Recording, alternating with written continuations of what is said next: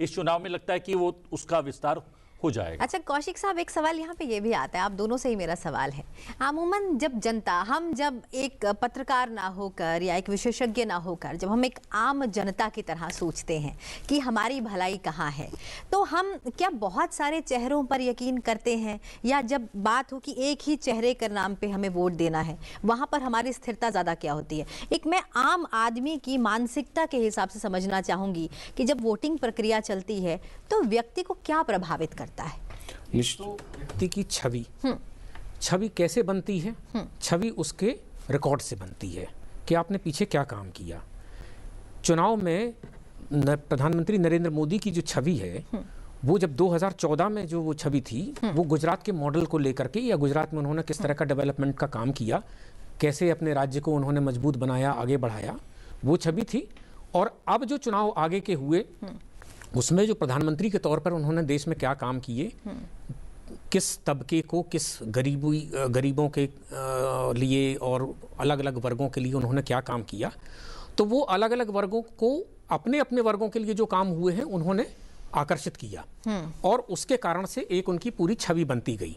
आदमी ज़्यादा दिमाग नहीं लगाना चाहता है, जो साधारण व्यक्ति होता है, उसने देखा कि हाँ इनका रिकॉर्ड अच्छा है, इनकी नीयत अच्छी है, ईमानदार हैं, तो फिर वहाँ पर चलते हैं।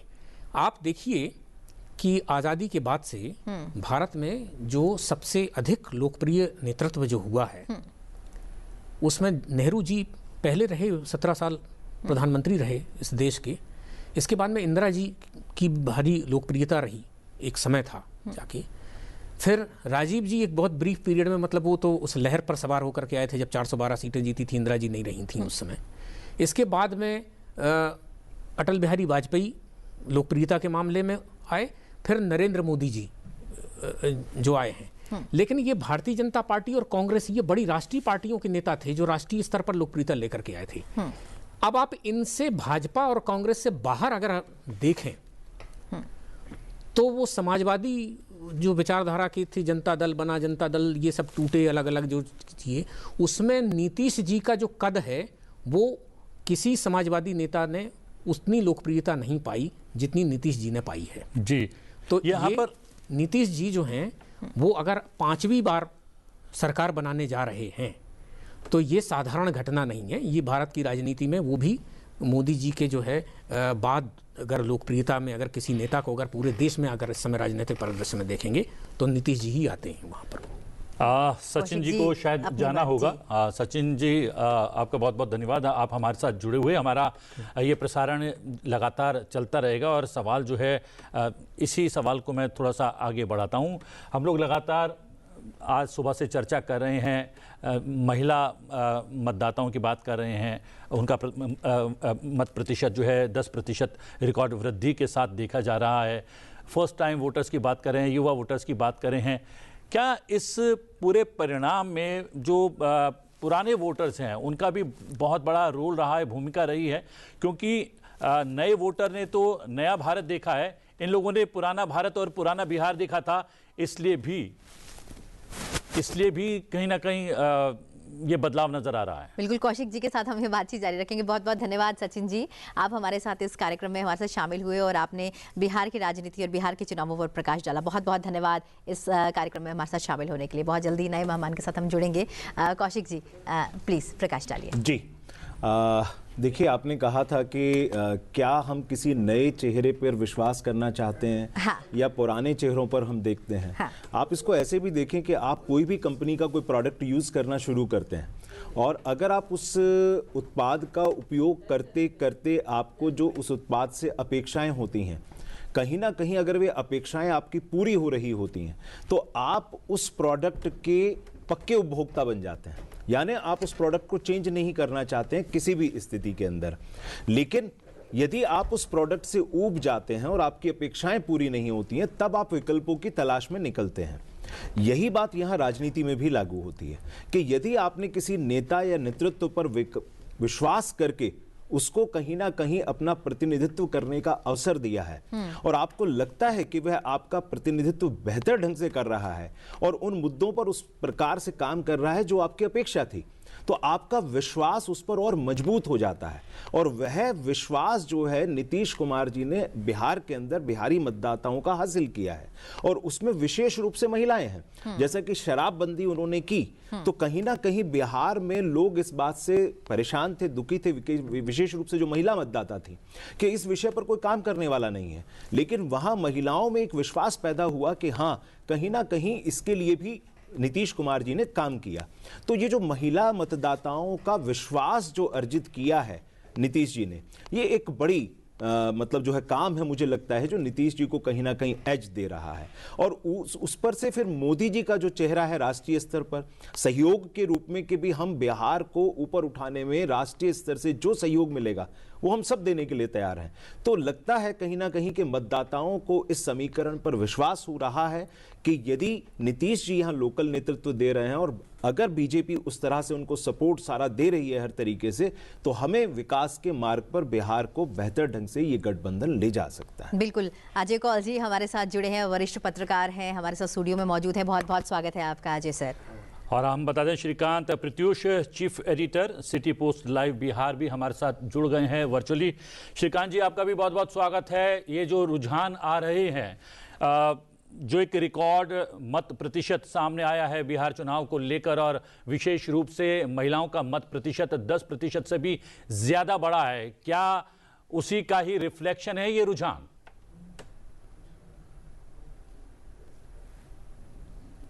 श्रीकांत जी, आवाज आ रही है?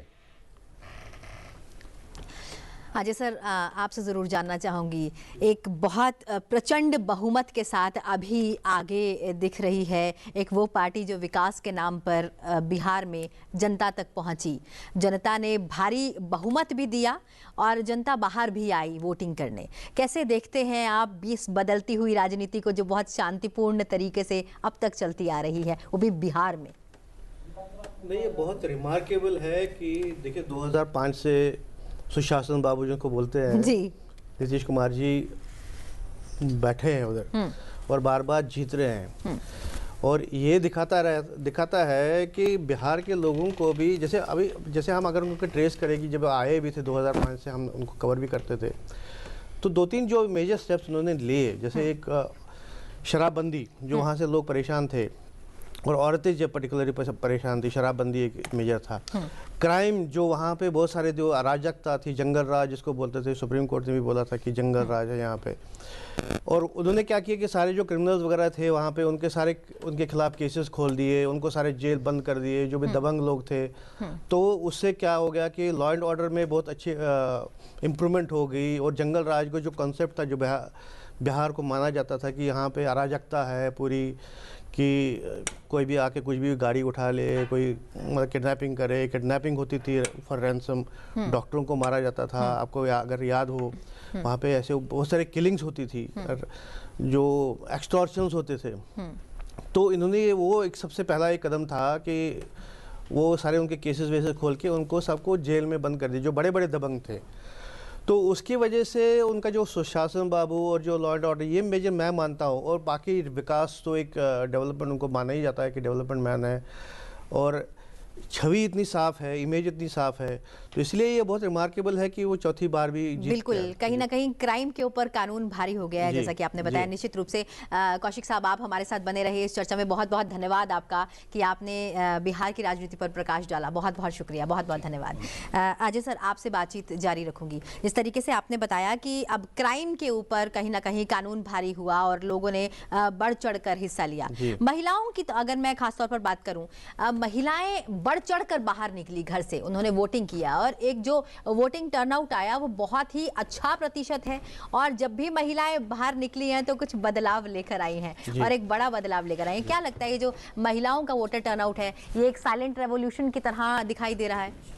साइलेंट रेवोल्यूशन नहीं, साइलेंट एंडोर्समेंट मैं कहता हूँ कि उसको कहूँगा, कि जो नीतीश कुमार की जो पॉलिसीज है, जैसे मैंने अभी कहा कि शराबबंदी, अगर आप देखें कि उससे पहले जो वहाँ पे, अगर हम बैकग्राउंड में देखें, वहाँ पे इतनी मारामारी होती थी, औरतें बहुत त्रस्त थी कि जो उनके आदमी मतलब मर्द करके शराब पी के आते थे, मारते थे, या ऐसे खर्चा करते थे, वेस्टेज होती थी हार्ड अर्न मनी की।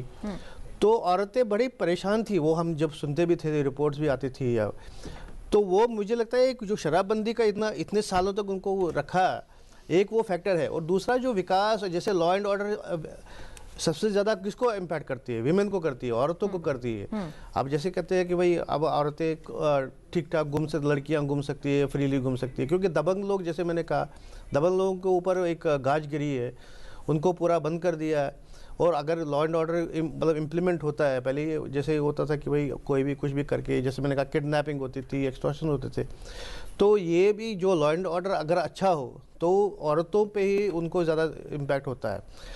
तो ये मैं मानता हूँ कि उसकी एंडोर्समेंट है, औरतों के जो साइलेंटली उन्होंने एंडोर्स किया वापस, मैं जैसे रुझान आ रहे हैं। जी जी हाँ, और हमारे साथ नीलू रंजन जी वरिष्ठ पत्रकार भी जुड़ गए हैं और श्रीकांत जी भी हमारे साथ जुड़ गए हैं। संभवतः हमारी आवाज़ उन तक पहुंचेगी। नीलू रंजन जी, जो एक सवाल यहाँ पर दीक्षा ने पूछा कि इतना ज़्यादा महिलाओं का मत प्रतिशत क्या बदलाव लेकर आया है, और मैं इसको थोड़ा सा उल्टे ढंग से पूछना चाहूँगा कि बदलाव हुआ है इसीलिए महिलाओं का मत प्रतिशत इतना बढ़ा है क्या? नहीं, निश्चित रूप से आप जी ने दूसरी बात जो कही कि बदलाव हुआ है इसलिए मत प्रतिशत बढ़ा है, ये बिल्कुल सही है। और ये बदलाव कोई इस बार का नहीं है कि 10,000 रुपये खाते में दे दिए।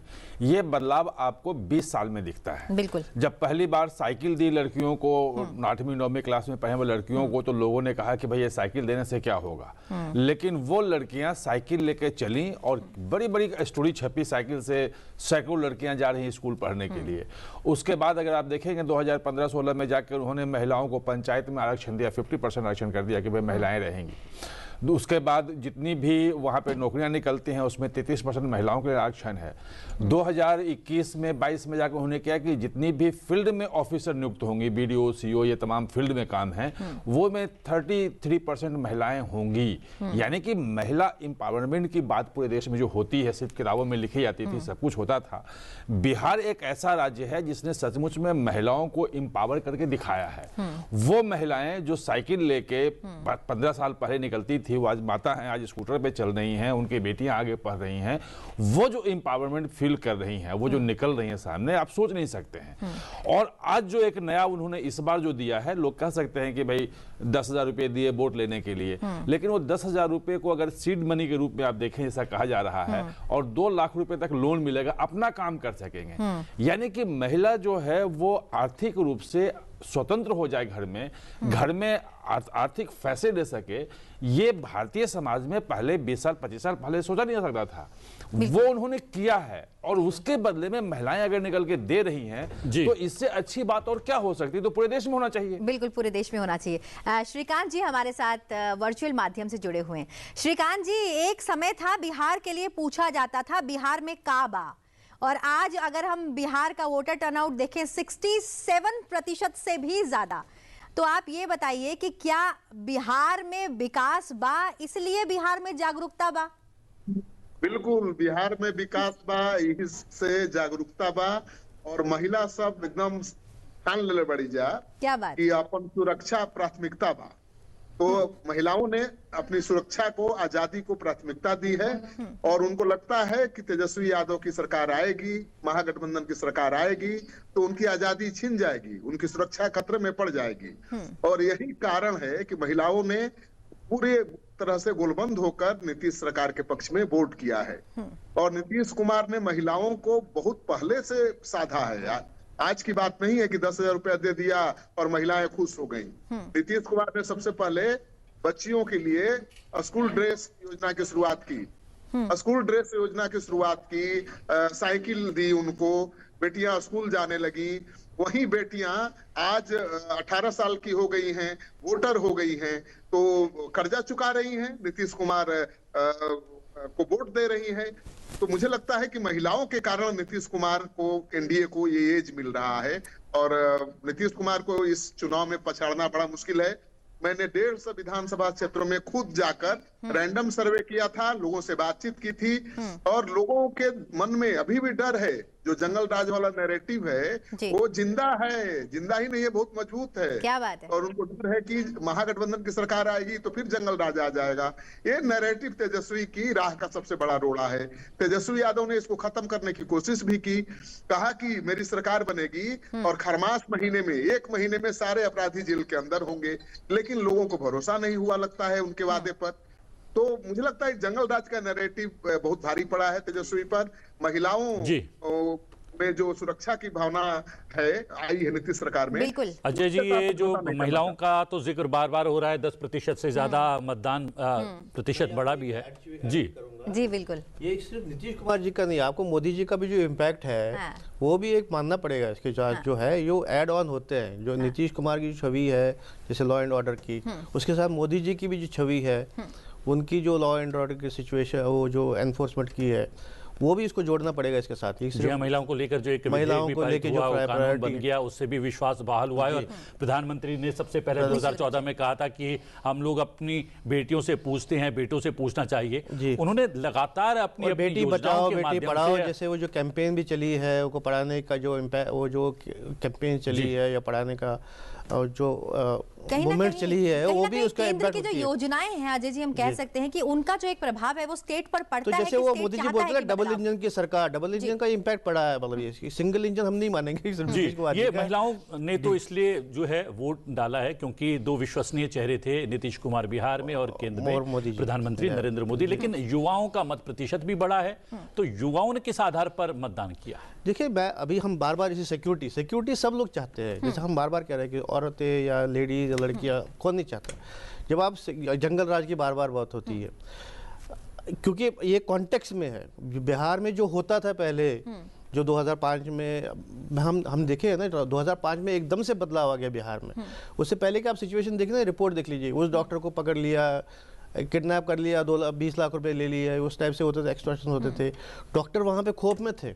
अगर आपको रिपोर्ट्स देखे, या डॉक्टर्स या बाकी जो प्रोफेशनल्स, कॉन्ट्रैक्टर्स खौफ में रहते थे कि एक्सटॉर्शन होंगे। अब वो हम वो सब नहीं सुनते क्योंकि लॉ एंड ऑर्डर इम्पैक्ट वो एनफोर्स हो गया है। तो सुरक्षा सब चाहते हैं हर जगह, चाहे बिहार के भी लोग चाहते हैं कि सुरक्षा हो, डेवलपमेंट हो, प्रोग्रेस हो जी। तो ये 2 चेहरे हैं जो मोदी जी और नीतीश जो वो उसको प्रेजेंट करते हैं, सुरक्षा और रोजगार की आपने बात की। नीलू जी, एक यहाँ पे क्योंकि सर ने सुरक्षा और रोजगार की बात कही, श्रीकांत जी ने कहा कि उन्होंने खुद पर्सनल लोगों से जाके बात की है, एक सर्वे किया है। मैं आपसे जानना चाहूँगी, जब भी बिहार की बात होती है, बिहार का जिक्र होता है, खास तौर पर जब मैं युवाओं की बात करती हूँ, तो माइग्रेशन एक बहुत बड़ा मुद्दा रहा, क्योंकि आपके पास बहुत कुछ नहीं रहा तो आप वहां से बाहर निकले। जब हम फर्स्ट टाइम वोटर्स की बात करते हैं, तो इस बार फर्स्ट टाइम वोटर्स का उत्साह एक अलग ही था। क्या वो उत्साह इसलिए था कि अब वो विकास की नई इबारत लिखना चाह रहे थे, या आज का युवा ये चाहता है कि वो सब अब बिहार में हो कि उसे बाहर जाने की जरूरत ना पड़े? देखिए, निश्चित रूप से ये विकास की इबादत लिखना चाहता है, नहीं, विकास की इबादत लिखना शुरू कर दिया ही बिल्कुल। और डाटा अगर आप देखेंगे तो जो मास माइग्रेशन हुआ है, मास लेवल पे जो लोग गए हैं बाहर बिहार में, वो तब गए हैं जब वहाँ की सारी चीनी मिलें बंद हो गई, बरौनी का कारखाना बंद हो गया, तमाम वहाँ पे उद्योग जितने धंधे थे सब बंद होकर भागने लग गए। डालमिया नगर का पूरा वो सब जानते हैं कि क्या क्या हुआ था। वो मास माइग्रेशन हुआ कि रोजगार नहीं था। और अगर 1990 और 2005 के बीच का स्टेट जीडीपी देखेंगे और नेट पे देखेंगे, नेट मतलब ये कि स्थिर दरों पे देखेंगे, तो माइनस में है। पॉपुलेशन बढ़ रहा है और जीडीपी स्टेट का नीचे गिर रहा है, माइनस में आ रहा है। यानी कि लोग डिस्ट्रेस में थे, भाग रहे थे कि कहीं से खाने को कुछ मिल जाए, कहीं नौकरी मिल जाए। 80-90 के दशक की बात, 90 के बाद 2005 तक, और 2005 से 2025 तक देखेंगे तो 5% का जीडीपी में नेट बढ़ोतरी हुआ है औसतन हर साल। और पिछले 3-4 साल का अगर आप देखेंगे तो वो लगभग 10% के आसपास है स्टेट जीडीपी में ग्रोथ। 3-4 साल में लगातार 9, 10, 11% तक रहा है, जो नेशनल जो एवरेज है उससे आगे है। तो वहां की नई ग्रोथ स्टोरी लिखनी शुरू हो गई है। उसके पीछे कारण क्या है? आपने इस बार जितनी भी रिपोर्ट देखी, सबने कहा कि वहां पे सड़कें बहुत अच्छी हो गई हैं। किसी ने नहीं कहा सड़क अच्छी नहीं हुई है। लोगों ने कहा सड़क तो अच्छी हो गई है, लेकिन जा रहे हैं। वंदे भारत चल रहा है, प्रशांत किशोर ने एडी चलाई कि इसलिए चल रहा है कि लोग सूरत में जाकर नौकरी कर सकें। लेकिन जो नौकरी करने तो पहले भी जा रहे थे, माइग्रेशन तो पहले हो रहा था, जैसे तैसे उनके लिए सुविधाएं जो हो रही हैं वो सब देख रहा है। बिजली, आप सोच लें कि बिजली की स्थिति क्या थी भाई। औद्योगिकरण तभी होगा जब बिजली होगी। गांव-गांव तक में लोग कह रहे हैं कि एवरेज 23 घंटे 22 घंटे बिजली आती है, एक आध घंटे कभी चली गई तो चली गई। तो बिजली, सड़क और पानी वहां है। गंगा माँ की इतनी कृपा है कोशी की वहां पे कि पानी की कमी नहीं है। अगर ये चीजें हैं, पॉपुलेशन टैलेंटेड लोग वहां पे हैं, ये अगर वहां मौजूद हो तो विकास होगा कैसे नहीं। वहां इन्वेस्टमेंट हो रहा है, तमाम चीजें आ रही हैं, महिला इंपावरमेंट हो रहा है, तो विकास जो है यूथ देख रहा है, वो सड़कों पे घूम रहा है, वो तमाम चीजें देख रहा है कैसे बिहार बदल रहा है। अगर 10% स्टेट जीडीपी में ग्रोथ है तो उसका लाभ किसको मिल रहा होगा? कहीं ना कहीं रोजगार, कुछ ना कुछ युवाओं का जो है जीवन बदल रहा है वहां पे, जिसको हम अभी आंकड़ों में आने में थोड़ा सा 1-2 साल लग जाएगा। और बेस चूंकि बहुत नीचे था, बिहार का सबसे पिछड़ा स्टेट है, बहुत तेजी से विकास भी करेगा तो विजिबल होने में थोड़ा टाइम लगेगा, लेकिन वो चल पड़ा। बिल्कुल, जीडीपी ग्रोथ की आपने बात की, कहीं ना कहीं आपने 10% बताया। अगर 2025-26 का आंकड़ा देखें तो 22% जीडीपी ग्रोथ को की रफ्तार से जो बिहार है वो आगे बढ़ रहा है। ऐसे में अगर हम बिहार का भविष्य देखते हैं आने वाले 5 सालों में, अगर ग्रोथ का जो सिलसिला है वो यही रहा, तो आप इसी तरीके से जो हमारे रुझान भी आ रहे हैं, अगर यही सरकार बनती है तो आप आने वाले 5 सालों में बिहार का ग्रोथ कहां देखते हैं? देखिए, बिहार का ग्रोथ बहुत आगे है और खास तौर पे अब जो ग्रोथ का इंजन, जो चीजें सेट हो रही हैं, एआई से सेट हो रहा है, वो आपका आईटी सेक्टर से सेट हो रहा है, जिसमें आपको बहुत जमीन नहीं चाहिए, बड़े पैमाने पे मैन्युफैक्चरिंग यूनिट लगाने के लिए नहीं चाहिए जो बाकी जगह पे है। वो आपको समुद्र के किनारे नहीं चाहिए कि जहां पे पोर्ट हो और आप उसको एक्सपोर्ट कर सके वहां से। बिहार के साथ लैंड लॉक है, तो कह दे कि हाँ कुछ भी बनाएंगे तो एक्सपोर्ट कैसे होगा, क्योंकि एक्सपोर्ट का मतलब था कि कुछ आप उत्पादन करें और भेजें। जो आईटी सेक्टर है, वो आईटी सेक्टर आपको एक जगह पटना के किनारे भी या कहीं भी आप खड़ा कर दें, आप कमी जमीन दे दें, 24 घंटे बिजली है, बाकी चीजें वहां पे हैं, लॉ एंड ऑर्डर है, तो वो तो मतलब एक क्लिक करेगा और दुनिया में कहीं भी एक्सपोर्ट होगा वो जी। वो और वो चीजें सेट होने। अच्छा, जो आप प्रतिभा देखें आप बिहार की, तो जो आईएएस आईपीएस से लेके आईटी सेक्टर में चले जाएं, आप बेंगलोर चले जाएं, आप हैदराबाद चले जाएं, आप चेन्नई चले जाएं, आप देखें कि आईटी सेक्टर में कितने बिहार के लड़के काम कर रहे हैं, जो बाहर चूंकि वहां है इसलिए वहां नहीं है। तो अगर वहां मिला तो ये सारे सेक्टर ऐसे वहां पे हैं। और स्मॉल स्केल इंडस्ट्री वाला जो है, क्योंकि बिहार में पॉपुलेशन बहुत है, 12-13 करोड़ 14 करोड़ पॉपुलेशन वहां पे है, 24 घंटे बिजली वहां पे है, वहां पे सड़कें अच्छी हो गई हैं, तो वो स्मॉल और मीडियम सेक्टर की इंडस्ट्री के लिए बहुत ही एक कह सकते हैं कि उर्वरक जमीन है वो, जहां पे बहुत ग्रो कर सकता है, बड़े पैमाने पे फैल सकता है। यानी बिहार की प्रतिभा का लाभ देश को मिल रहा था, पूरे देश को मिल रहा था, अब वापस जो है बिहार को भी उस प्रतिभा का लाभ मिलने वाला है। श्रीकांत जी लगातार हमारे साथ जुड़े हैं। श्रीकांत जी, यहाँ पर माना जा रहा है कि जो 10% वृद्धि हुई है महिला मतदाताओं में, वो सुरक्षा उसके पीछे एक बहुत बड़ा कारण है, लेकिन जो युवाओं में उत्साह देखने को मिला है मतदान के दौरान, तो क्या माना जाए संभावनाओं पर उन्होंने मतदान किया है? सुरक्षा के साथ साथ संभावना भी लगातार नजर आ रही हैं या बढ़ती जा रही हैं बिहार में, उसकी वजह से भी मतदान प्रतिशत बढ़ा है?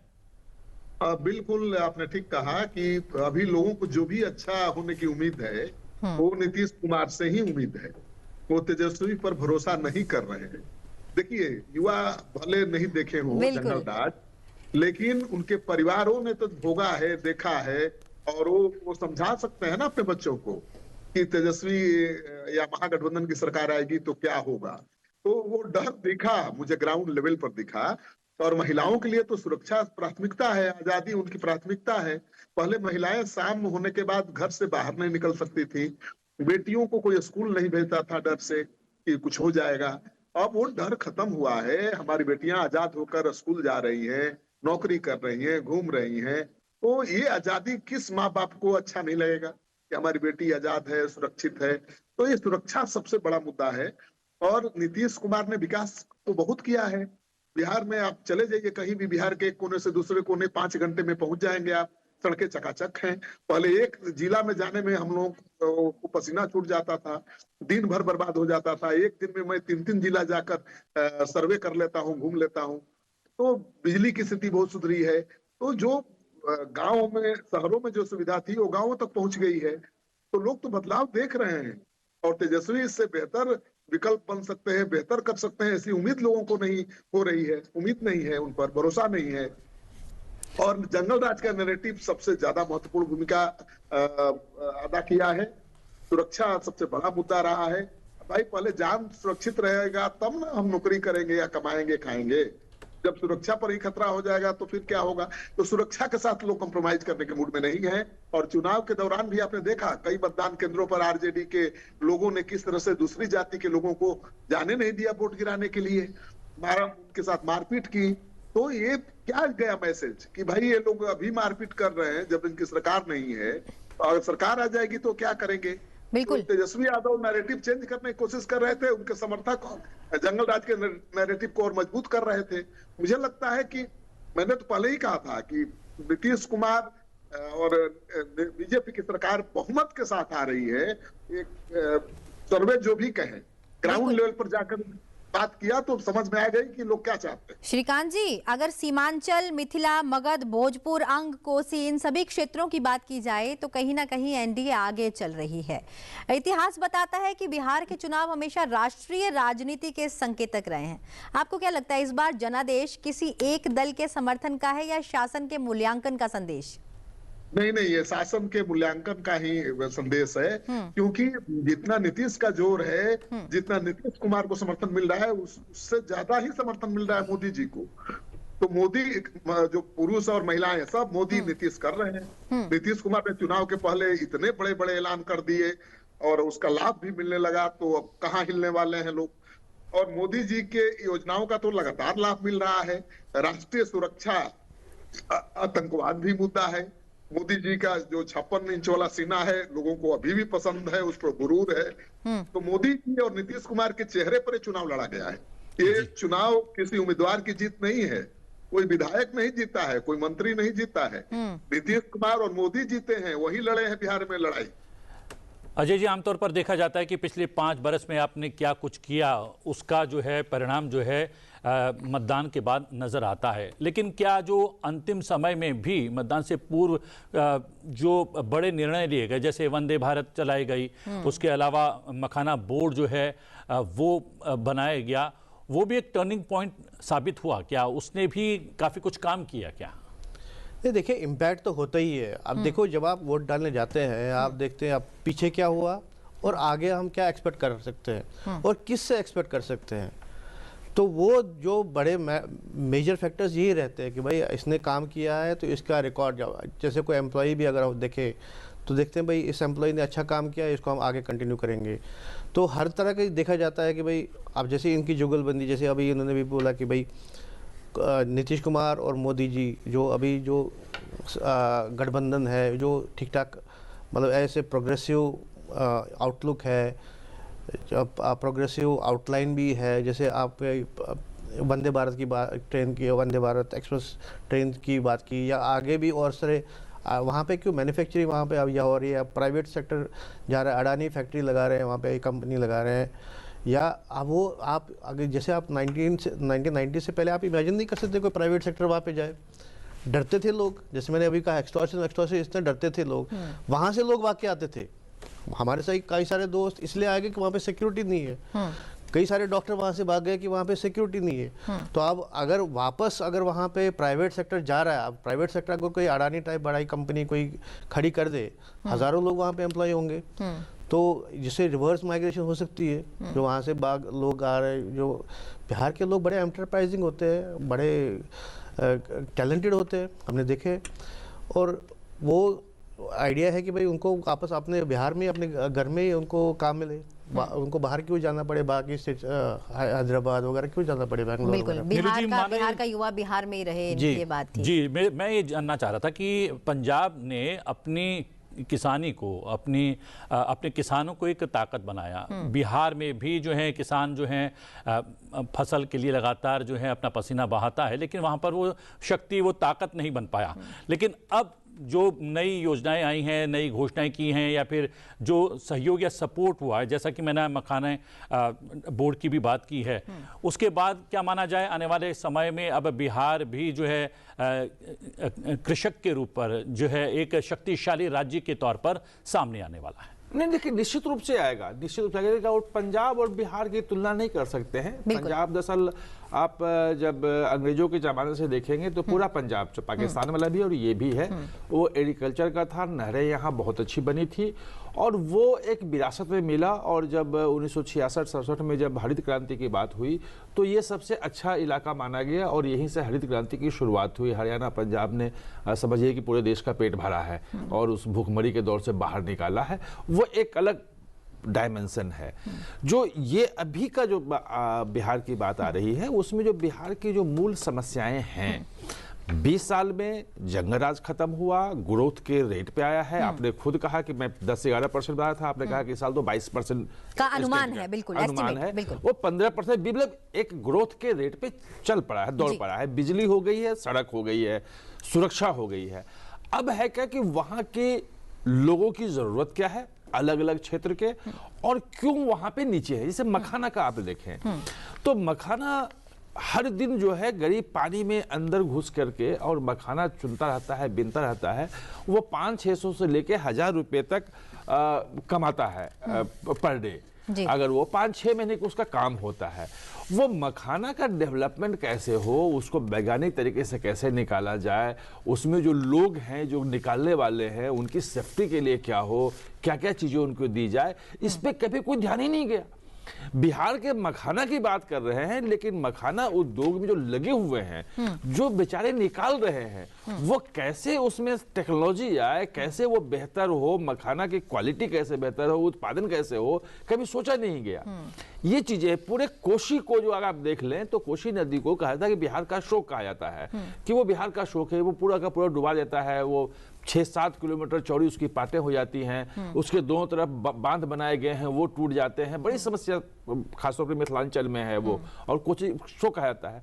अब इन्होंने कहा कि हम उसको जो है अब उसको बांध बनाएंगे, जो तटबंध बना करके, और वो बाढ़ मुक्त करेंगे। एक सोच है, सैटेलाइट से उसकी इमेजेस ली गई हैं कि कहां कहां पानी कैसे रोका सकता है, कहां बनाया जाए, एक साइंटिफिक तरीके से उसकी कोशिश हो रही है।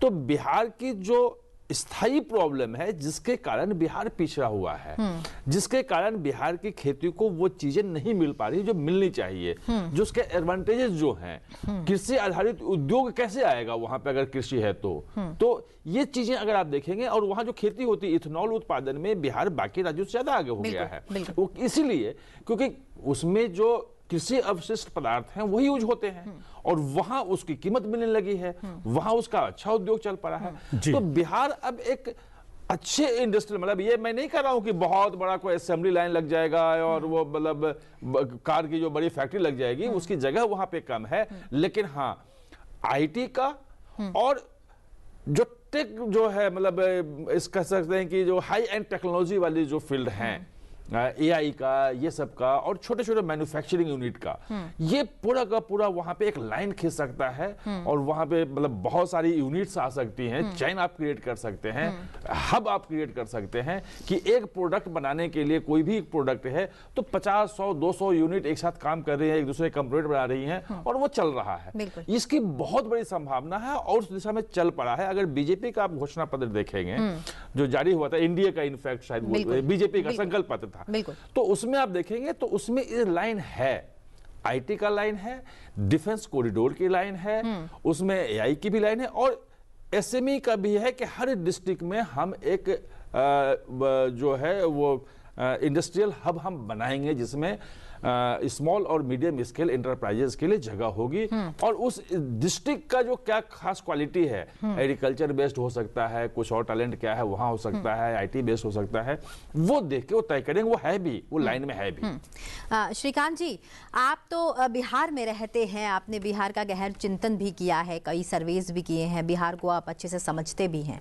अगर हम बिहार की बात करें तो लगभग 19.9 या कहें 20% वहाँ पर जो है वो एग्रीकल्चर है, और लगभग यही अगर मैं कहूँ तो 22 के करीब फीसदी इंडस्ट्रीज़ हैं, और बाकी टोटल अगर बाकी बिहार को देखें तो लगभग 58 या 60% वो सर्विस सेक्टर है। ऐसे में जब हम मखाना बोर्ड की स्थापना करते हैं, नीलू जी ने भी कहा कि एक ऐसी नदी है जो किसानों के लिए बहुत परेशानी का कारक बनी हुई है, ऐसे में किसानों को और बेहतर जीवन दिया जाए और डेवलपमेंट की ओर कदम बढ़ाए जाएं, तो बिहार में और कौन कौन से मुद्दे रहेंगे जिन पर काम करना बहुत ज़रूरी होगा? क्योंकि जब हम विकसित भारत की बात करते हैं तो उसमें विकसित बिहार होना भी बहुत ज़रूरी है। तो ऐसे में वो कौन से अहम मुद्दे हैं जो बिहार से जुड़े हैं जिन पर काम करना ज़रूरी है? और इसी के साथ तो एक बात और भी जोड़ देता हूं मैं, श्रीकांत जी, जो विश्व का 90% मखाना जो है उसका उत्पादन बिहार करता है, भारत करता है, और भारत के 100% में से 85% उत्पादन जो है मखाने का वो बिहार से होता है, और लेकिन वहाँ के किसानों को वो मूल्य नहीं मिल पा रहा था। इस और ध्यान देते हुए ये जो बड़ा कदम उठाया गया है बोर्ड बनाने का, मखाना बोर्ड बनाने का, ये एक टर्निंग पॉइंट है क्या? देखिए, मखाना किसानों को के लिए जो सरकार ने किया है उसका फायदा तो केवल 25 लाख किसानों को ही मिल रहा है, लेकिन उससे उम्मीद जगी है बिहार के करोड़ों किसानों के बीच कि भाई अब मोदी सरकार, नीतीश सरकार उनके लिए भी बहुत कुछ करेगी। देखिए, जहां तक इंडस्ट्री की बात है, नीतीश सरकार के शासनकाल में कानून व्यवस्था में सुधार आया है, सड़कें बनी है, बिजली दुरुस्त हुई है, और लोगों का आत्मविश्वास बढ़ा है, लेकिन इंडस्ट्री नहीं बढ़ी है, इंडस्ट्री, उद्योग धंधे नहीं लगे। लेकिन इस चुनाव के पहले नीतीश कुमार ने बड़ी बड़ी घोषणाएं करके, उद्योग से जुड़ी बड़ी बड़ी घोषणाएं करके, बड़े बड़े ऐलान करके ये संकेत दिया है कि अब उनकी प्राथमिकता पर इंडस्ट्री है, कि उनकी प्राथमिकता पर अब उद्योग है। तो लोगों को लगता है कि इस बार सरकार बन गई बिहार में एनडीए की, और दिल्ली में भी एनडीए की सरकार है, तो बिहार में इंडस्ट्री का जाल बिछ जाएगा, बिहार में कल कारखाने खुलने लगेंगे, बिहार में रोजगार के अवसर मिलने लगेंगे। तो नीतीश कुमार और मोदी की सरकार पर लोगों ने भरोसा जताया है। केवल नीतीश कुमार का ये वोट नहीं है और न केवल मोदी का वोट है, नीतीश मोदी की जोड़ी पर भरोसा है लोगों को। और लोगों ने कह सकते हैं कि फेयरवेल किया है नीतीश कुमार के लिए, उनकी आखिरी पारी है, बहुत कुछ किया है बिहार के लिए, बिहार के लोग खुश हैं, तो उन्होंने उनको फेयरवेल दिया है कि चलिए भाई आखिरी पारी आपकी शानदार हो जाए। क्योंकि 2010 में तो 115 सीटें जीते थे, लेकिन पिछले चुनाव में 43 सीटों पर सिमट गए थे। मुखिया वही थे, मुख्यमंत्री वही थे, लेकिन उनको मलाल था कि वो 23 विधायक वाली पार्टी के, 43 विधायक वाली पार्टी के नेता जी, जी। तो इस बार जनता ने उनको ज्यादा विधायक देकर उनको सम्मान दिया है, उनका फेयरवेल किया है। तो मुझे लग रहा था, मैं क्षेत्र में था, जनता के, लेकिन नीलू जी, जो अभी रुझान आ रहे हैं, बिल्कुल श्रीकांत जी, जनता ने तो सम्मान किया है, लेकिन विकास के लिए कुछ कामों की जरूरत है। जी बिल्कुल नीलू जी, अभी ये तो रुझानों से तो साफ हो रहा है कि एनडीए की वापसी हो रही है बिहार में, लेकिन अब ऐसा लग रहा है कि पूरा परिणाम अब इस पर जो है केंद्रित हो गया है कि नंबर 1 पार्टी जेडीयू होती है या बीजेपी होती है। नहीं, देखिए, ऐसा है कि उसमें जेडीयू और बीजेपी की बात नहीं होगी। पिछली बार जो जेडीयू पीछे आ गई थी वो उसके में चिराग पासवान की बड़ी भूमिका थी, और लगभग 32-33 सीटें जो हैं वो चिराग पासवान के उम्मीदवारों के कारण वो हार गए थे। अगर वो आप 32-33 जोड़ ले तो 75 अभी भी उस पिछली बार भी होते, मतलब उसमें कोई समस्या नहीं है। मतलब ये कोई कहना कि बहुत नीचे चले गए थे, ऐसा नहीं है। एक बड़ी पार्टी के रूप में रही है और मजबूत पार्टी रही है, ये आपको मानना पड़ेगा। ये जो अंतर दिख रहा है कि जिसका अनुमान लोग नहीं लगा रहे थे, और मैं बार बार पहले भी बोल रहा था कि जो चुनाव का मैनेजमेंट है और बूथ लेवल पर मैनेजमेंट है, और जो जिसको कहते हैं अमित शाह फैक्टर, जो चुनाव को बिल्कुल उसकी दिशा बदल देता है, जो सोच नहीं पाते हैं, जो आपको एग्जिट पोल में नहीं मिल पाता है, वो उनके गिनती पे होता है। वो लोग उस पर कभी कोई चर्चा नहीं करते हैं। और इसलिए कल भी मैं मतलब आप ही के यहाँ था तो मैं अलग से चर्चा में बता रहा था कि 160-70 के ऊपर कहीं भी जा सकता है। लोग कह रहे थे 130 तक रहेगा, 25 सरकार बन जाएगी। उसके पीछे कारण थोड़ा समझना पड़ेगा, लोगों को भी, जनता को भी पता होना चाहिए कि हर सीट पे उनको पता है कि 80,000 हमें मिलते हैं, 90,000 उनको मिलता है वोट, वो 10,000 वोट से जीत जाते हैं। 80,000 वोट हमें किस किस बूथ से कितना कितना मिलता है, उनको कितना कितना किस किस बूथ से मिलता है। 300 बूथ के आसपास होते हैं एक में, अगर आप समझ लें मोटा मोटी तो। और ये हम जो वोट हमें मिल रहा है इस बूथ पे, इस बूथ में 10, 20, 50 कितना वोट हम बढ़ा सकते हैं और कैसे बढ़ा सकते हैं, कैसे हम उसको करें। अपने कौन कौन लोग हमारे छूट गए थे जो वोट देने नहीं जा पाए थे, वो जो मैनेजमेंट है, कैलकुलेशन है, वो आपको दिखा रहा है कि 180, 81, 200 मतलब वहां तक। ये सिर्फ पॉपुलैरिटी तो है, लेकिन 20 साल की एंटी इनकम्बेंसी भी होती है। अगर बिहार ग्रोथ किया है तो किया है, लेकिन अगर कुछ छूट गया है बिहार में तो उसके लिए आप बहुत 20 साल पुरानी बातें नहीं कर सकते हैं। जो प्रशांत किशोर मुद्दा बना रहे थे और लोग वहां काफी लोकप्रियता उस वक्त मिल रही थी और मुख्यमंत्री के रूप में 22% सर्वे में आ रहा था कि लोग पसंद कर रहे हैं, वो था। लेकिन जो चीजों को टर्न अराउंड करना होता है और जो मैनेजमेंट चुनाव का होता है कि चुनाव कैसे वैज्ञानिक तरीके से, साइंटिफिक ढंग से, सिर्फ नारे के आधार पे नहीं कि हम ये कह दिया और ये वोट चोरी हो गया, ये हो गया, ना उछाल दिया, जनता चल पड़ेगी, वो नहीं। वहां पर विश्वसनीयता कहीं ना कहीं प्रतिभा जी, मैं जरूर जानना चाहूंगी, नीलू जी, आपने ये बात की है कि वोट चोरी का मुद्दा अक्सर उठता रहा है और आज तक उस पर बात होती रही है, लेकिन आप ये बताइए, इस बार जो इलेक्शन कमीशन ने बिहार फर्स्ट के तहत जो 3 लेयर सिक्योरिटी दी, सीसीटीवी कैमरे लगाए गए, 3 लेयर सिक्योरिटी थी, जनता भी बाहर जा रही थी, हर चीज क्लियर है, स्पष्ट है, कहीं ना कहीं अब ये क्लैरिटी हो जाएगी कि बहुत ही क्लीन तरीके से चुनाव हुआ है, कोई चोरी नहीं हुई, सब जनता बाहर आई है और जितनी भी वोटिंग हुई है उसमें असल में अब जनता चाहती है कि बिहार का विकास होना चाहिए। जो वोट चोरी का जो आरोप लग रहा है वो कोई ऐसा नया खुलासा नहीं हो रहा जो हम आप नहीं जानते हैं। जी, हमारे आपके दोस्त ही हैं, मैं कई दोस्तों को जानता हूं जो बिहार के हैं, दिल्ली में हैं, नोएडा में हैं, यहाँ भी उनका वोट है, वहां भी वोट है, और वो बताते भी हैं कि मेरे 2 जगह वोट है, मैं वहां जाके वोट देता हूं, मैं यहाँ के देता हूं। तो अगर 2 जगह या 3 जगह वोट है तो कोई नया खुलासा नहीं है, चौंकाने वाली बात नहीं है। कितनी जगह जाके वोट दे रहा है ये महत्वपूर्ण है। जो फोटो में गड़बड़ी है कि भाई एक आदमी का फोटो लगा हुआ है, ये एक नई बात नहीं। हम कितने लोगों को जानते हैं जिनके फोटो सही नहीं लगे हुए हैं, गड़बड़ है, और बाकी दूसरे डॉक्यूमेंट दिखा करके वो वोट देते हैं। ये चीजें बिल्कुल पहले से है। अब जो क्लीन अप हो रहा है, जो चीजें डबल वोट कहीं था, किसी का जो है वो डेथ हो गई, उसका नाम चढ़ा हुआ था, कोई आदमी एग्जिस्ट नहीं कर रहा है ही नहीं, उसका भी नाम वोटर लिस्ट में है, ये जो क्लीन अप हो रहा है, तो जो चुनाव आयोग जो कर रहा है, लोगों को उस पर ज्यादा भरोसा हुआ है कि ये सही काम हो रहा है, क्योंकि गड़बड़ी तो बहुत पहले चल रही थी। ये राहुल गांधी जो बोल रहे हैं वो कोई नई बात नहीं बोल रहे हैं। जी अजय जी, ये भरोसा जो है कायम हुआ है केंद्र सरकार पर और बिहार के मुख्यमंत्री नीतीश कुमार पर, या फिर ये जो मत प्रतिशत बढ़ा है उसमें चुनाव आयोग पर जो भरोसा बढ़ा है उसका भी बहुत बड़ा योगदान है, उसकी भूमिका है? देखिए, जो अभी रिजल्ट्स आ रहे हैं या रुझान आ रहे हैं, इससे क्लियर हो रहा है कि वोट चोरी का वो जो कैंपेन थी वो चली नहीं है। बिल्कुल। तो चाहे वो बीजेपी गवर्नमेंट के खिलाफ थी या इलेक्शन कमीशन के खिलाफ थी, तो बिहार के लोगों ने उसको तरजीह नहीं दी, मतलब इसको इम्पोर्टेंस नहीं दी मेरे ख्याल से। तो आप उसको पूरी एंडोर्समेंट मान लीजिए कि इलेक्शन कमीशन पे भरोसा, जैसे आप कह रहे भरोसा है, तो लोगों का भरोसा है, फिर इसका क्लियर कर रहा है, मतलब फिगर्स आर शोइंग। रिकॉर्ड तोड़ अगर मतदान हुआ है तो इसका मतलब भरोसा मैं वही फिगर्स बता रहे हैं, हम नहीं बता रहे हैं, और फिगर्स खुद बता रहे हैं, मतलब फिगर्स जो हो रहे हैं रिफ्लेक्ट हो रहे हैं कि लोगों का जो भरोसा है, लोगों ने वोट दिए। तो इसकी वजह से मतलब ये जो चोरी, वो वोट चोरी में भी इसका इम्पैक्ट नहीं हुआ, ये तो क्लियर हो गया।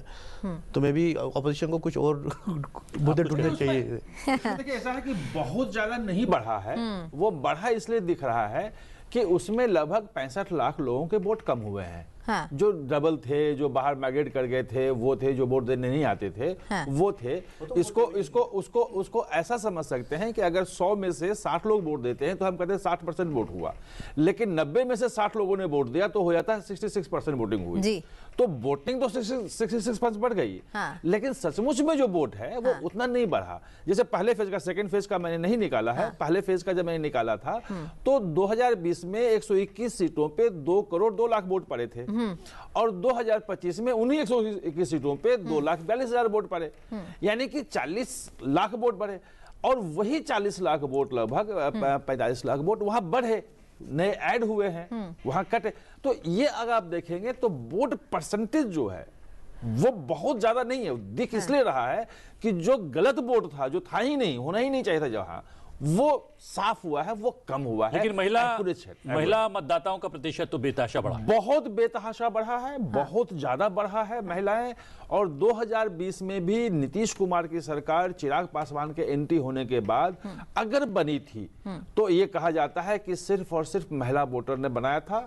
इस बार 10% ज्यादा महिलाओं ने वोट किया पुरुषों की तुलना में, पिछली बार 5% किया था। नीरू जी, नारी शक्ति अगर तय कर ले तो वो कुछ भी कर सकती है। अगर वो इस संसार को बना सकती है तो वो सरकार भी बना सकती है। वो तभी बना सकती है जब नारी को कोई शक्ति दे। और नीतीश कुमार ने 20 साल में नारी का सशक्तिकरण किया, नारी को मजबूत किया, और वो शक्तिशाली नारी जो हुई है वो अब चुनाव परिणाम उनको दे रही है। सबसे बड़ी बात है, आपने सही मायने में नारी को वो अधिकार दिया है कि वो अब परंपराओं और अपने घर परिवार की सुनने की बजाय अपने आप ये डिसीजन ले सके कि वो करना क्या चाहती है। ये एक बहुत बड़ी चीज है। बचपन से हम जब पढ़ते थे, स्कूलों में भी पढ़ने थे, तो वहां पे जैसे ही हम इकोनॉमिक्स की पढ़ते थे तो ये होता था कि भारत का जो जीडीपी ग्रोथ रेट इसलिए कम है 3% 4%, क्योंकि आधी आबादी तो घरों में है, वो वर्क फोर्स में नहीं है। और अगर इसके जो घर में काम करे इसको हम जोड़ दें तो हमारी जीडीपी बहुत हो जाएगी। तरह तरह की चीजें उसमें आती थी, हम बहस भी करते थे। लेकिन वो आधी आबादी घर से कैसे निकले, काम पे कैसे जाए, इसके लिए नहीं किया जा रहा था। अब जो हुआ है, मैं जब कहा ना कि साइकिल दिया, पोशाक दिया, वो बाहर निकली, उसको पंचायतों में आरक्षण दिया, उनको नौकरियों में 33%, पुलिस में सब में दिया, उनको फील्ड की पोस्टिंग में आरक्षण दिया। तो वो जो घर से बाहर निकाला और जो 10,000 दे रहे हैं कि अपनी नौकरी, अपना दुकान कर सके, धंधा कर सके, तो ये महिलाएं जब तक उस जीडीपी में योगदान नहीं करेंगी तो उनका सशक्तिकरण कैसे होगा? वो घर में फैसले कैसे लेंगी? और अगर घर में फैसले लेंगी तो चुनाव में भी फैसले लेंगी। दरअसल अब आत्मनिर्भर भारत की महिलाएं भी आत्मनिर्भर हो गई हैं। अजय जी, आपसे जरूर जानना चाहूंगी, अब जो ईसीआई के रुझान आ रहे हैं वो भी यही कह रहे हैं कि इसमें मैं एक स्ट्राइकिंग फिगर में आपको बताना चाहता हूँ कि इसमें देखिए आप स्ट्राइक रेट क्या है, जैसे क्रिकेट में बोलते हैं कि स्ट्राइक रेट, बिल्कुल वहीं पे आ रही थी। स्ट्राइक रेट बहुत जबरदस्त है। जैसे जेडीयू की 101 लड़े थे, 80 सीटें दिखा रहे हैं, तो 79-80% का वो दिखा रहे हैं। उसी तरह बीजेपी का भी 79 या 78 का स्ट्राइक रेट है। तो इससे दिखाता है कि भरोसा कितना है लोगों को कि आगे डेवलपमेंट ये कंटिन्यू, जैसे बोलते हैं अभी देखो इन्होंने एक और चांस दिया कि डेवलपमेंट का है ही, जैसे प्रोग्रेस का ये होना ही चाहिए कि भाई अगर प्रोग्रेस हो रही है तो उसको बीच में डिसकंटिन्यू ना करे, उसको करते रहे, उसको और चांस दे ताकि वो अपने आगे बढ़ता रहे। प्रोग्रेस का इतना आगे बढ़ता जाए उतना अच्छा है। तो ये बिहार का एक मेरे ख्याल से बड़ा अच्छा डिसीजन है कि इसी सरकार को जो आपके लिए काम कर रहे हैं विकास के लिए, सिक्योरिटी के, मैं सिक्योरिटी बहुत जोर दे रहा हूँ, क्योंकि जब तक सिक्योरिटी और सेफ्टी नहीं होगी, सेफ्टी का माहौल नहीं होगा, बिहार अनफॉर्चुनेट रहा है क्योंकि वहाँ की एक इमेज है कि भाई वहाँ पे अराजकता है, वहाँ कौन 10 रुपये भी क्यों लगाए, तो वो एक इमेज बनी है। वो इमेज चेंज की है नीतीश की वजह से, बहुत सारी वो इमेज में फर्क आया है। श्रीकांत जी, ये अवसर तो मिले ही हैं, ये अवसर का मतदान तो है ही, साथ ही साथ सुरक्षा का और भरोसे का भी मतदान है। सुरक्षा और भरोसा ही सबसे अहम रहा है इस चुनाव में। और सबसे बड़ी बात ये है कि बात आप लोग कर रहे थे महिलाओं के बारे में, पहले वाली और आज की महिलाओं में बहुत फर्क है। पहले महिलाएं पुरुषों के निर्णय के आधार पर कोई फैसला लेती थी, कोई फैसला लेती ही नहीं थी, जो पुरुष कहते थे वही करती थी जी, घर में जो बोल दिया वो हो गया। लेकिन अब वो बदल गई है परिस्थिति। अब महिलाएं जो कहती हैं वो होगा घर में, क्योंकि महिलाएं भी कमाने लगी हैं। महिलाएं परिवार के खर्चा में योगदान देने लगी हैं, खर्चा हो रहा है उसमें उनका भी योगदान है। वो तो कमा रही हैं, अपने पैरों पर खड़ी हो रही हैं और आजादी उनको मिली है काम करने की, आगे बढ़ने की, तो पीछे थोड़े हैं। मैंने कई वोटरों से, ऐसे वोटर थे जो तेजस्वी यादव के समर्थक हैं, उनका कहना था कि भाई नहीं, महिलाओं को नीतीश कुमार बहुत ज्यादा बढ़ा रहे हैं, मोदी सरकार बहुत मन बढ़ा दिया है, महिलाएं अब सुनती ही नहीं है। तो ये सोच है। दूसरी तरफ अब उनके घर की महिलाएं ही जाकर बीजेपी जेडीयू के लिए वोट कर दे रही हैं, क्योंकि उनको तो आजादी चाहिए, उनको तो उड़ान चाहिए, लेकिन पुरुष उनके घर के नहीं चाहते कि महिलाएं उड़ान भरे, महिलाएं आजाद हों।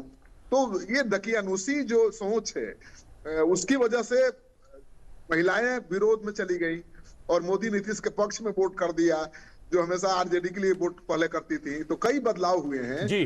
श्रीकांत जी, ये महिलाओं की जो बात चल रही है, हम बार बार कह रहे हैं उनको अधिकार मिले, उनको अवसर मिले, और उसका रिफ्लेक्शन जो है इसमें वोटिंग प्रतिशत में नजर आ रहा है।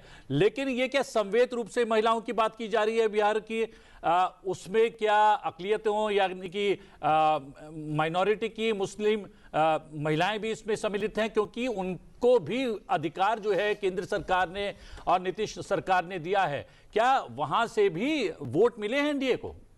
बिल्कुल। मैं रैंडम सर्वे कर रहा था तो एक मुस्लिम महिला थी, उनसे पूछा तो उन्होंने कहा तेजस्वी सरकार बनानी है, और उनकी बेटी बोली नीतीश सरकार चाहिए। तो अब सोच लीजिए ना कि एक ही घर में नीतीश कुमार का हर मुस्लिम घर में लड़कियां नीतीश कुमार को पसंद कर रही हैं, बच्चियां नीतीश कुमार के पक्ष में हैं, माताएं जाति मजहब और जो भी आधार हो उसके आधार पर महागठबंधन के लिए वोट करने की बात कर रही हैं। कई ऐसे आरजेडी के नेता हैं जिनकी पत्नियां जाकर बीजेपी के लिए वोट करती हैं, और मेरे रैंडम सर्वे में ये सच्चाई सामने आई है कि जो यादव समाज की महिलाएं हैं वो कह रही है कि नहीं नीतीश ठीक है। सब कह रही है कि जिसका खाएंगे उसी का गाएंगे। नीतीश कुमार और मोदी सरकार हमको खाना दे, 5 किलो अनाज दे रही है, हमको 10,000 रुपया दे रही है, हमको रोजगार दे रही है, तो हम वोट क्यों दे देंगे दूसरे को? तो महिलाएं जाति मजहब के बंधन को तोड़ रही हैं। महिलाएं जाति और मजहब के नाम पर वोट नहीं कर रही हैं। मतलब नया परिवर्तन महिलाएं लेकर आ रही हैं। आपका ये कहना है कि अब जाति के आधार पर, दल के आधार पर महिलाएं बाहर नहीं आ रही, वो विकास के नाम पर बाहर आई है। अजय जी ने बहुत ग्राउंड पर काम किया, आप कुछ कहना चाह रहे हैं? देखिए, मैं इस पे जो मुस्लिम महिलाएं हैं, मैं आपको बता रहा हूँ कि हर इलेक्शन में बीजेपी को साइलेंट वोटर है, क्योंकि वो 3 तलाक चाहे वो बोले ना बोले, बिल्कुल, लेकिन ये इम्पैक्ट करता है। अब जैसे उन्होंने कहा कि युद्ध की लड़की बोल रही थी कि नहीं हमको नीतीश जी को वोट देना है, नीतीश जी को देना मतलब गठबंधन को, एनडीए को देना है। मतलब समाज में चर्चा शुरू हुई है, क्योंकि अलग अलग विचार सामने आ रहे हैं। जो यंग लड़कियां वगैरह वो बंधन से वो दकियानूसी जो बंधन है ना, वो उनको उनसे छुटकारा चाहती है, वो मोर ओपन रहना चाहती है। जैसे 3 तलाक उनको ऑप्शन देता है जी। 3 तलाक का जो रिवीजन हुआ, चेंजेस हो गए, तो पुरानी औरतें 3 तलाक में बदले थे, 3 तलाक बोल दिया, 3 तलाक हो गया। अब ये जो नई पीढ़ी है वो उसको नहीं मानती है, तो इसलिए कहीं ना कहीं चाहे वो बोले ना बोले साइलेंटली वोट करते हैं कि भाई एक एंडोर्समेंट है ये। अच्छा अजय जी, एक यहाँ पे बिल्कुल नहीं देखिए, ऐसा है कि कमोबेश जो महिलाओं का वोट पैटर्न है वो कास्ट कम्युनिटी के हिसाब से ही कमोबेश मोटा मोटी होता है। कि अगर आप यादव देख लें, अगर वो महागठबंधन को वोट दे रहा है तो उनकी महिलाएं भी ज़्यादातर वहाँ देती हैं। ये हुआ है क्या कि जो महिलाओं का एम्पावरमेंट हुआ है, महिलाओं को जो 3 तलाक से लेके और तमाम तरह की सुविधाएं मिल रही हैं जो सरकार उनको दे रही है, उससे महिलाएं अब घर के जो फैसले होते हैं उससे बाहर निकलने लगी हैं। जो 10,000 रुपये उनके खाते में गए हैं वो सबसे वो अपना स्वतंत्र वोट कर रही हैं, और ये बिल्कुल सही कह रहे हैं कि उसमें अब टूट दिख रहा है। जो 10% वोट बढ़ा है एक्स्ट्रा महिलाओं का, जो ज्यादा आया है वोट, तो इसका मतलब कि वो एग्रेसिवली निकली है। पिछली बार 5 था, इस बार 10% ज्यादा वोट है पुरुषों की तुलना में, जबकि महिलाओं का वोट वहां कम है। पुरुषों का वोट जहां तक मुझे ध्यान है कि 3 करोड़ 90 लाख के आसपास है, और महिलाओं का 3 करोड़ 50 लाख के आसपास है, जहां तक मुझे ध्यान है। वो उसमें अगर पुरुषों की तुलना में 10% ज्यादा है, इसका मतलब यह है कि महिलाएं ज्यादा एग्रेसिवली निकल रही हैं, उनको जो आजादी मिल रही है, आर्थिक जो मदद मिल रही है उससे, और वो सिर्फ ये नहीं हो सकता है कि जो एनडीए के और भाजपा के जो वोट देने वाले जो जातियां और जो लोग हैं, समूह हैं, उनकी महिलाएं, इसका मतलब कि बाकी जो समूह की महिलाएं हैं वो भी बड़ी संख्या में निकल के वोट देने आई हैं। ये बिल्कुल साफ साफ दिखा रहा है। अच्छा, जी जी जी, जैसे वोट, जैसे कह रहे हैं एग्रेसिवली वोट डालने आई महिलाएं, जैसे आप उन दिनों वोटिंग जिस दिन पोलिंग हुई उसमें देखिए मुस्लिम महिलाएं कितनी थी, बिल्कुल बहुत सारी थी। बिल्कुल। तो ये तब माना जाता था कि ये हो सकता है बीजेपी के खिलाफ जाए, महागठबंधन की तरफ चले जाए ये वोट की क्या। सो अगर इनके जो एनडीए को जो इतने सारी सीट्स मिली है, तो इसका मतलब यही कि मैं कह रहा हूँ कि महिलाएं कहीं ना कहीं वोट डालती है एनडीए को भी, कि वो 3 तलाक का असर हुआ है। अच्छा, 2/3 बहुमत की मैं बात कर रही थी। नहीं, मैं इससे जुड़ा हुआ ये सवाल है, इसलिए पूछ रहा हूँ क्योंकि मुस्लिम महिलाओं का तो जिक्र यहाँ पर चल ही रहा है। पशमानदा मुस्लिमों के लिए भी प्रधानमंत्री नरेंद्र मोदी ने बहुत कुछ किया है, काफी कुछ विश्वास बहाली का प्रयास किया है, उसका भी कुछ असर? नहीं, पसमानदा मुस्लिम का जो वोट है वो दरअसल वोट रहा है नीतीश कुमार का। और नीतीश कुमार जब आए थे तो उन्होंने पसमानदा जो समाज के लिए अलग से शुरू किया था आंदोलन, और एक मुस्लिम वोट बैंक टूटा था पसमानदा के रूप में, और जो पिछड़ा का वोट बैंक था वो अति पिछड़ा के रूप में उन्होंने अलग किया, जो 36% है उनको अलग आरक्षण दिया और उनको एक्सट्रीम ईबीसी का नाम दिया। तो वो कैटेगरी जो वोट बैंक जो बनाया था वो नीतीश कुमार का था। ये जो 3 तलाक कहें, बाकी चीजें कहें, उससे मुस्लिम समाज कहीं ना कहीं एकजुट हुआ था। और 2024 का इलेक्शन जो था उसमें मुस्लिम समाज ने जेडीयू को भी वोट नहीं किया था। और कई जो जेडीयू के जो एमपी थे उनके भाषण देखेंगे जो सार्वजनिक तौर पर, जिसमें कहे भैया हमने आपने वोट नहीं किया, हमारे पास काम के लिए मत आना, वो आया भी था। लेकिन नहीं, लेकिन कहीं ना कहीं आपने जो बात कही, जैसे आप बता रहे हैं कि बिल्कुल काम किया, लेकिन हम ये कह सकते हैं क्या कि माई फैक्टर जो पहले दलगत राजनीति तक सीमित था, मैं जाति आधारित नाम तो नहीं लूंगी, लेकिन अब माई की जो फुल फॉर्म है वो महिला और यूथ हो गई है, जो अब विकास की नई इबारत लिख रहे हैं बिहार में। क्या इस बात से आप दोनों सहमत हैं? बिल्कुल इस बात से सहमत हूं कि यूथ और महिला जो है, और खास तौर पे यूथ से भी ज्यादा महिला जी, वो एक अब सेंटर स्टेज में पॉलिटिक्स के है, और पूरे देश में राजनीति की नई दिशा और दशा देखने को मिलेगी, ये महिलाएं तय कर रही हैं। बिल्कुल। और इलेक्शन कमीशन की साइट पर भी बिल्कुल हमारे सामने रुझान आ गए हैं। 2/3 बहुमत जो है वो एनडीए को मिलता हुआ नजर आ रहा है। बहरहाल ये कह सकते हैं कि बिहार ने ये साबित कर दिया है कि लोकतंत्र सिर्फ एक प्रक्रिया नहीं, एक परिपक्व सोच है। महिलाओं की भागीदारी, युवाओं की ऊर्जा और निर्वाचन आयोग की पारदर्शिता, तीनों ने मिलकर बिहार को एक आदर्श चुनावी राज्य बना दिया है। और ये चुनाव केवल सीटों का नहीं, सोच का परिणाम है। फिलहाल रुक रहे हैं एक छोटे से ब्रेक के लिए। आप दोनों मेहमानों को बहुत बहुत धन्यवाद।